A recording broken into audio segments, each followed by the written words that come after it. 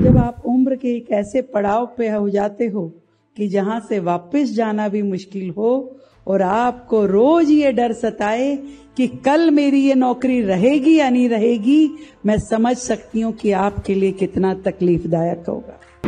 मुझे कई बार लगता है कि हमारे इंजीनियर्स हनुमान के जैसे हैं, उनको उनकी ताकत याद दिलानी पड़ती। वो बीच बीच में भूल जाते हैं, मतलब वो पहले अपनी ओर से सुझाव नहीं निकालते, कह रहे आने दो, देखें इनकी क्या नॉलेज है।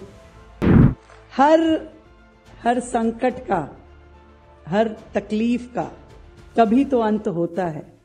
और आपकी ये तकलीफ मैं समझ सकती हूं कि वर्षों से एक उम्र गुजर गई, एक युवावस्था के व्यक्ति को वो कहे कि मैं कॉन्ट्रैक्ट पे हूं तो समझ में आती है।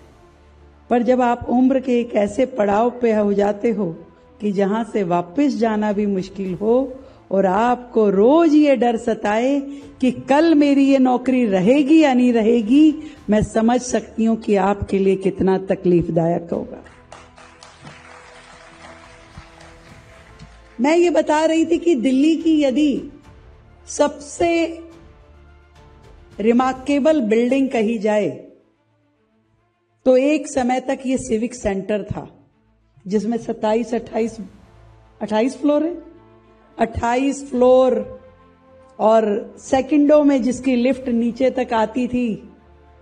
और 2012 में जब हम लोग निगम पार्षद बने, 11 में तो हम तो 12 में शिफ्ट हुए ना यहाँ, तो एक लगता था कि किसी इंजीनियरिंग के एक बड़े मॉन्यूमेंट में हम आए हैं।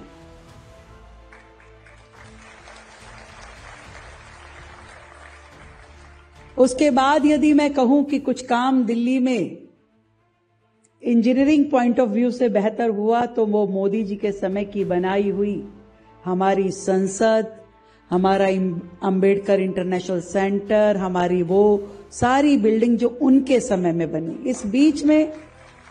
इस बीच में मुझे ऐसी कोई विशेष आर्किटेक्चर या इंजीनियरिंग नजर नहीं आई। मुझे कई बार लगता है कि हमारे इंजीनियर्स हनुमान के जैसे हैं, उनको उनकी ताकत याद दिलानी पड़ती। वो बीच बीच में भूल जाते हैं। कई बार तो हम राउंड लेते थे अपने इंजीनियर्स के साथ, तो हम बताते थे कि ये ऐसे हो जाएगा, तो मतलब वो पहले अपनी ओर से सुझाव नहीं निकालते, कह रहे आने दो, देखें इनकी क्या नॉलेज है। तो हम समस्या देखते रहते थे, सुझाव आता नहीं था सामने से। फिर हम ही बोलते थे कि अच्छा ये ऐसे करे तो, हाँ ये ऐसे तो हो जाएगा मैडम, तो हमें पहले क्यों नहीं बताया।